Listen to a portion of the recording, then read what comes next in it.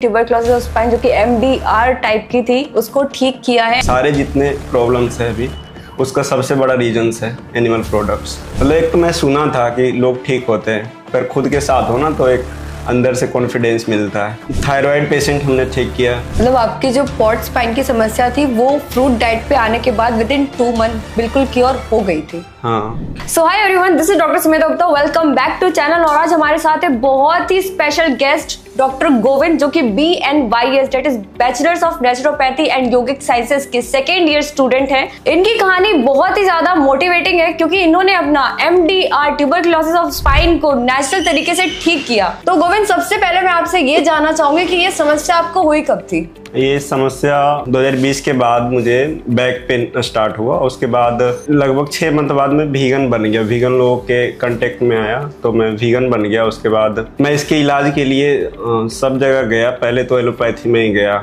Hospitals में दिखाए। तो उस समय मुझे खांसी हो रही थी और ट्यूबरक्लोसिस जो सिम्टम होते हैं और बैक पेन हो रहे थे।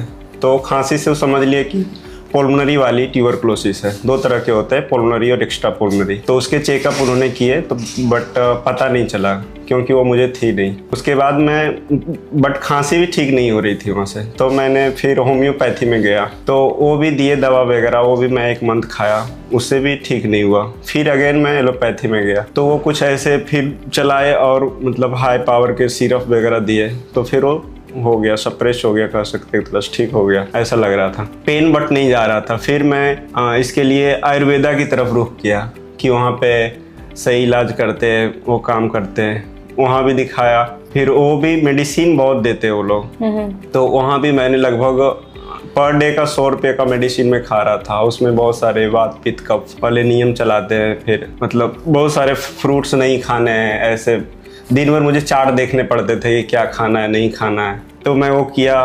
अराउंड मैंने 45 डेज में 4500 का मेडिसिन खाया वहाँ का। बट वहाँ रिलीफ नहीं मिला कुछ। वो बोले कम से कम 6 मंथ खाने होंगे मेडिसिन।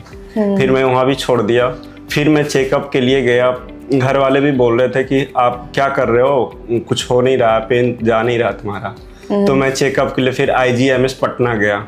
वहाँ मेरे एक दोस्त पढ़ते हैं, मेडिकल स्टूडेंट है वो भी। तो उसके थ्रू गया तो मुझे जल्दी सारे चेकअप्स वगैरह हो गए। सारे डॉक्टर्स के पास जल्दी नंबर लग जाती है अगर आप कोई है आपके दोस्त वहाँ के। तो मैंने दिखाए वहाँ पे। फिर तब वहाँ मुझे पता चला MRI के थ्रू कि मुझे पोर्ट स्पाइन ट्यूबरक्लोसिस है जो MDR है, मतलब मल्टी ड्रग रेजिस्टेंस। तो उन्होंने चेकअप्स वगैरह लिखा सारा। वहाँ जो प्रोफेसर थे और डॉक्टर भी थे वो, तो उनसे मेरी बहस हो गई। वो कि कोई पेशेंट थे वहाँ बैठे, वो बोल रहे थे कि आयुर्वेद में हमारे जो मेडिसिन होते हैं उसी को चूर चूर के बना देते हैं। तो मैंने उनको बोला कि नहीं ऐसा नहीं है, बट हो सकता है कहीं मतलब करते हो, पर प्रोफेशनल से आप दिखाओगे तो ऐसा नहीं करता है क्योंकि मैंने दिखाया है। तो उन्होंने बोला कि हम लोग सच बताते, वो लोग सच नहीं बताता। फिर उन्होंने बहस में ऐसे ही पोल खोल दिया कि आप दवाई खाओगे, आपके 11 मंथ दवाई चलेंगे कोर्स के, तो उससे आपके लीवर और किडनी डैमेज हो जाएंगे। तो मुझे समझ में आई कि अच्छा ऐसा। फिर मैंने सारे इसके साइड इफेक्ट्स वगैरह देखने शुरू किए। तो मुझे वहाँ जो मेडिसिन लिखे गए थे 19 टैबलेट्स पर डे, तो मैं समझ गया कि 11th मंथ खाने के बाद फिर जब वो डैमेज होगा फिर उसकी मेडिसिन खाओ, तो पर डे ये चलने वाला लाइफ टाइम। फिर उन्होंने बोला कि आपको रेगुलर नॉनवेज खाने पड़ेंगे, टीबी के पेशेंट को बोलते हैं खाने के लिए। तो मैं अल्टरनेटिव ढूंढने लगा कि अब क्या उपाय है इसका। तो मैं उस समय एक्टिविज्म पर भी जाने लगा था। वो जुलाई की बात थी, लास्ट जुलाई संडे को 2023। तो उस टाइम मैं एक्टिविज्म पे गया था। तो एक दोस्त ने बोला कि एक है eat fruit and heal community है, वहाँ पे लोग ठीक होते हैं, वहाँ से आप, और भी नंबर दिए थे उन्होंने वीगन डॉक्टर के। तो मैं गौरव सर का वीडियो देखा और मैंने सारे जितने उनके लंबे लंबे वीडियो थे मैं देख लिया, समझ लिया कैसे काम करता है। मुझे समझ में भी आ गई, बहुत ही अच्छे से सर ने समझाया। और फिर मैं वहाँ से फ्रूट डाइट करना स्टार्ट कर दिया। अगले दिन मैं आयुषी मैम की सेशन चलती थी सुबह में। मैं गया वहाँ पे, उन्होंने बताया, मैंने पूछा कि डायरेक्ट आनी है फलाहार पे या धीरे धीरे आनी है। तो उन्होंने एक ही बात बोला कि आपके पीछे कुत्ते पड़ जाए तो आप धीरे धीरे भागोगे या तेजी से भागोगे। तो मैं समझ गया कि आप मुझे डायरेक्ट ही जितनी मैं कर सकूं फलाहार पे आ जाऊं। और मैंने फलाहार करना स्टार्ट कर दिया। उसके बाद धीरे धीरे ये जर्नी स्टार्ट हुई और मैं धीरे धीरे बढ़ाता गया। एक बार में तो मेरे से नहीं हो पाई। मैं 3 दिन किया, फिर ब्रेक लिया, फिर उसको बढ़ाया, हफ्ते भर 15 दिन, इस तरह से मैंने महीने भर किया तो मेरे हाथ भी टेढ़े हो गए थे उस वजह से। टीबी के जो होते हैं स्पाइन में थे, बोन में थे, तो ये सिम्टम ये भी टेढ़े हो गए। फिर मैं 1 मंथ के बाद ही मेरा सीधा हो गया, तो मैं समझ गया कि काम कर रही है फलाहार। मतलब एक तो मैं सुना था कि लोग ठीक होते हैं, पर खुद के साथ हो ना तो एक अंदर से कॉन्फिडेंस मिलता है। ओके, तो वहां से आपको कॉन्फिडेंस मिला कि जब आपको अपने बॉडी में इम्प्रूवमेंट दिखना शुरू हो गया तब आपको लगा कि आपको इसको कंटिन्यू करना चाहिए। हाँ। देन उसके बाद आपको कितना टाइम लगा, आपने कितना कंटिन्यूसली फ्रूट डाइट किया और आप ठीक हो गए? उसके बाद मेरे क्या हुआ, हीलिंग क्राइसिस आए उस स्टोरी के बाद। हीलिंग क्राइसिस में क्या था, मेरा रेगुलर पेन चल रहा था और वोमिटिंग हो रही थी। तो मैं 2-3 दिन वाटर फास्ट पे रहा। तो उस समय मैं पेन झेल नहीं पा रहा था और कुछ समझ नहीं आ रहा था क्या करें। तो मैंने फिर ब्रेक ले लिया, छोड़ दिया ये करना। फिर मैं मेडिसिन पे चला गया दोबारा। तो वहाँ पे मेडिसिन की हालत ये थी कि मेरी इतनी ज़्यादा पेन हो रही थी, इस पेन से ज़्यादा पेन हो रही थी वहाँ। तो मैं फिर और सारे वीडियोस देखे, फिर मैं अगेन आया इस पे। फिर मैं 2 मंथ कंटिन्यूस रहा फलाहार पे। फिर मेरी हीलिंग क्राइसिस आई, उसमें 1 मंथ के बाद आई दोबारा फ्रूट डाइट करने के बाद। तो उसमें फीवर आए पहले, फिर वो 2 दिन रही। 2 दिन में पड़ा रहा था तो उसमें वीकनेस आ जाती है थोड़ी। तो मेरे घर वाले फिर उस समय परेशान हो गए कि अब क्या करना है। वो बोल रहे चलो मेडिसिन दिलवा देते हैं डॉक्टर के पास। पर मैं जीत था कि नहीं, मुझे नहीं जानी है उधर से। तो मैं वापस आया हूँ और इससे ऐसे ही ठीक होती है। मैं समझ रहा था पर उनको नहीं समझा पा रहा था। मैंने समझाने की कोशिश की पर नहीं समझा पा रहा था उस समय। तो मैं वही अड़ा रहा कि ऐसे ही रहना मुझे। फिर 2 दिन के बाद चली गई ऐसे ही फीवर। मैं वाटर फास्ट पे रहा 2 दिन तक। फिर कुछ दिन बाद फिर ये डायरिया हुआ, कॉन्स्टिपेशन हुआ, वो भी ऐसे ही चला गया इजीली। मैं फलाहार पे ही रहा। फिर लगभग 2 मंथ होते होते सारे मेरे जो पेन थे चले गए।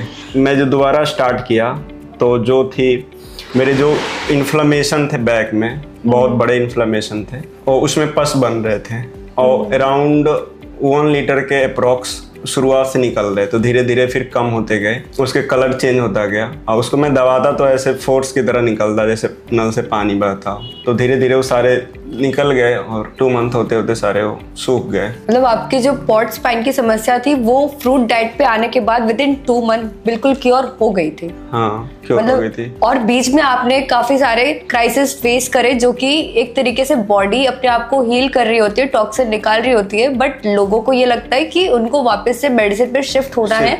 तो आप क्या रिकमेंड करना चाहेंगे? उनको शिफ्ट होना है मेडिसिन पे उस टाइम पर या फिर उनको फ्रूट डाइट पर कंटिन्यू करना है? फ्रूट डाइट पे उसको कंटिन्यू करना है। बॉडी क्या है हमारा, मतलब कुछ बीमारियां तो मेडिकल साइंस ने नाम रखी है। एक ही बीमारी है टॉक्सीमिया, जो जमा हो गया हमारा बॉडी में और उसी पे बीमारियां पल रही होती है। हमारा बॉडी एक जगह जमा कर रहा होता है तो वो निकालना चाह रहा होता है उस समय। अब जैसे हम घर की भी सफाई करते तो उसमें मेहनत लगती है, दर्द होता है, पीड़ा होता है। तो उसी तरह से बॉडी में भी पीड़ा होता है जब वो टॉक्सिन्स निकाल रहा होता है बाहर। तो उसमें कंटिन्यू हमें करना है और इस पे रहना है तो हम ठीक हो पाएंगे।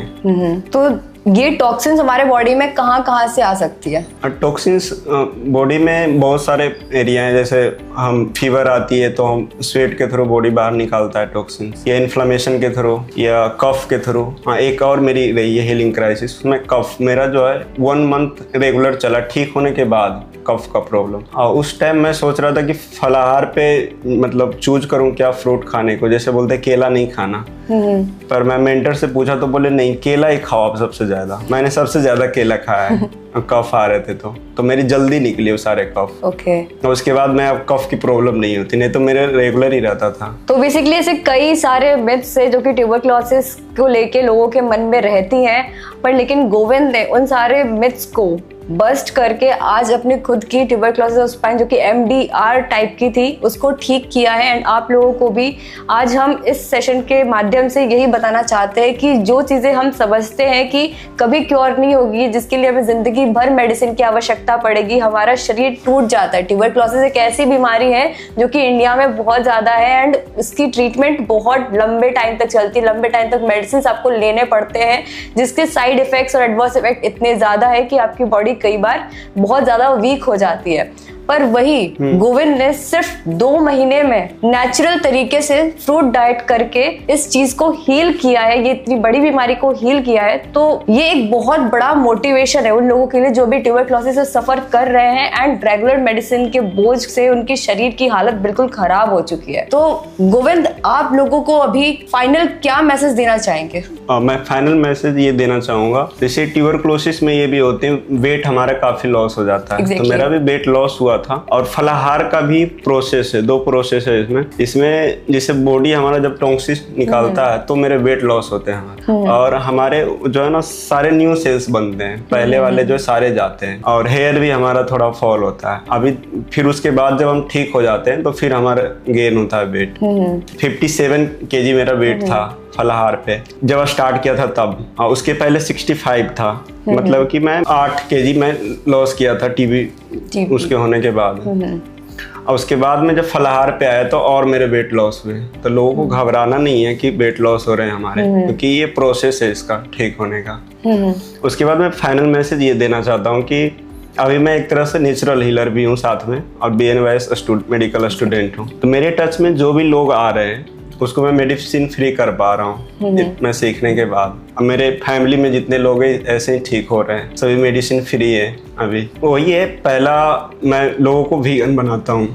इसका फर्स्ट प्रोसेस यही है, जितने भी एनिमल प्रोडक्ट्स हैं उसको कहें तो सीधा कैंसर क्रिएट करता है बॉडी में। उसको मैं अगर बोले तो एक अर्थ में समझाना चाहूँगा, कैसे मैं लोगों को समझाता हूँ। जैसे हमारे बॉडी में जो ग्रोथ हार्मोन है उसकी तुलना में जो एनिमल के बॉडी में 10 से 20 गुना ज़्यादा है ग्रोथ हार्मोन। इसलिए उसके बच्चे जब बड़े होते हैं तो बहुत तेजी से बढ़ते हैं, लेकिन जब हमारे बच्चे होते हैं छोटे तो धीरे धीरे बढ़ते हैं। जब हम उसके प्रोडक्ट्स अपने बच्चे को देते हैं तो हमें भी लगता है कि हमारे बच्चे तेजी से बढ़ रहे हैं, लेकिन हमें जो है ना नॉर्मल ग्रोथ चाहिए। जब एबनॉर्मल ग्रोथ होती है तो उसी को कैंसर बोलते हैं। बिल्कुल।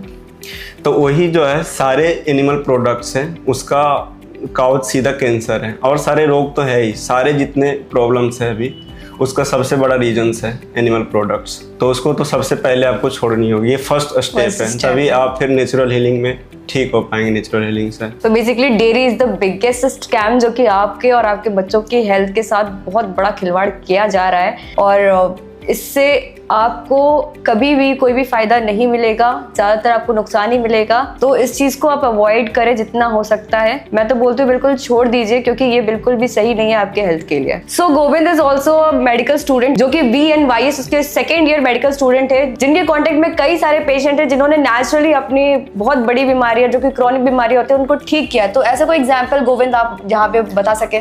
मैं खुद ठीक होने के बाद फर्स्ट टाइम तो मेरी मामी थी, उनको ओबेसिटी थी, उनका मैंने ओबेसिटी ठीक किया, और भी प्रॉब्लम्स थे, डायबिटीज थी उनको भी, वो भी ठीक हुई। फिर उसके बाद मेरे घर में मेरे भाई को भी ट्यूबरक्लोसिस थी, उसको भी स्पाइन की थी, पर उसकी फर्स्ट स्टेज की थी, सिंपल थी, तो उसकी भी इसी से ठीक हुई, मैंने गाइड किया उसको। फिर उसके बाद मेरी नानी अभी ठीक हुई है इधर ही, उसको घुटने में दर्द हो रहे थे, आंखों में दर्द हो रहे थे, तो उसके सारे अभी पेन चले गए, मैं ही उनको दिया हूँ ट्रीटमेंट। तो और अभी प्रेजेंट में मेरे पेशेंट है, कुछ कैंसर पेशेंट्स है, ब्रेस्ट कैंसर पेशेंट है 4th स्टेज के, तो उसमें भी सुधार है। तो डॉक्टर ने तो उसको बोला है कि अब इसका कुछ नहीं हो सकता कहीं, पर मैं उसको देख रहा हूँ, पर उसमें रिलीफ है, अब देखते हैं आगे क्या होता है। फिर एक बोन कैंसर पेशेंट है हमारे पास, तो उसको तो काफ़ी रिलीफ है, वो ठीक हो जाएंगी ऐसा लग रहा है। थायराइड पेशेंट हमने ठीक किया, और भी पेशेंट हैं, फलेरिया के पेशेंट हैं, और अस्थमा के पेशेंट हैं, तो वो सब ठीक हो रहे हैं अभी प्रेजेंट में। मतलब ये मैंने फील किया है नेचुरल हीलिंग से कैसी भी हालत हो उसकी बेटर ही होती है हालत, मतलब पेनफुल डेथ नहीं होती। एक होता है ना कि इलाज लिया हमने फिर पेनफुल डेथ हुई, वो नहीं होती है, बेटर ही होती है पहले से। तो बेसिकली कैंसर, ट्यूबरक्लोसिस, एस्थमा जैसे बड़ी बड़ी जो क्रोनिक बीमारियां जो कि पेशेंट को और उनके परिवार को बिल्कुल चिंता में डाल देती है, वैसे बीमारियों का क्योर हम नेचुरली कर सकते हैं, जिसके लिए हम लाखों रुपए, मैं बोलती हूँ 50 लाख 60 लाख आराम से हॉस्पिटल सेटअप में आप खर्च कर देते हो। वो बीमारियां जब नेचुरली ठीक हो रही है और आपके बेटरमेंट के लिए ये सारी चीजें अगर अवेलेबल है, तो you should think twice before consuming yourself in such a very difficult process. आप डॉक्टर के पास जाते हो, वहाँ पे वो ऐसी मेडिसिन देते हैं जो कि आपको बहुत ज्यादा नुकसान करते हैं, आपके शरीर को नुकसान करते हैं और आप हील भी नहीं होते हो। आपके पास अगर एक बेटर ऑल्टरनेटिव है तो then you should think twice about it. Okay, तो गोविंद मेरा एक लास्ट क्वेश्चन है आपसे कि ये फ्रूट डाइट बेसिकली करते कैसे?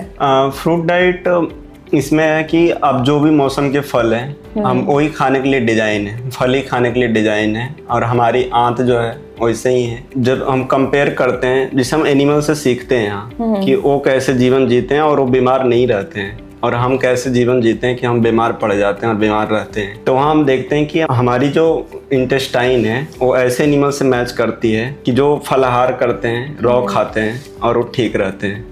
और हमारे दांत भी ऐसे ही डिजाइन है, फल खाने के लिए डिजाइन है, हाथ हमारे तोड़ने के लिए डिजाइन है फलों। तो हम फल खाते हैं सिर्फ जो भी मौसम के हैं, और जितने मौसम के फल वो खाते हैं तो हमारे सारे न्यूट्रिशन मिल जाते हैं। और फिर हम पानी पीते हैं जो भी आती है ज़मीन की, और हम जितने भी नेचर के हैं वो चीज़ें अपनाते हैं। जैसे हम ज़मीन पे चलने के लिए बने हैं तो हम फिर उसको ज़मीन पे चलते हैं तो उससे हमारी अर्थिंग होती है ना, उससे हमें इलेक्ट्रॉन फ्लो होता है हमारे बॉडी में, उससे भी हमारा इन्फ्लेमेशन, पेन, हमारी नींद बढ़िया होती है, तो वो भी करते हैं। फिर हम ऐसे इन्वायरमेंट में रहें जहाँ सही हो इन्वायरमेंट, स्वच्छ हो वायु, तो हम जल्दी ठीक होते हैं। फिर सनलाइट एक्सपोजर, मैंने अपने हीलिंग जर्नी में सनलाइट रेगुलरली मैक्सिमम लिया है, अप्रोक्स 2 to 3 आवर्स कर सकते हैं मैक्सिमम।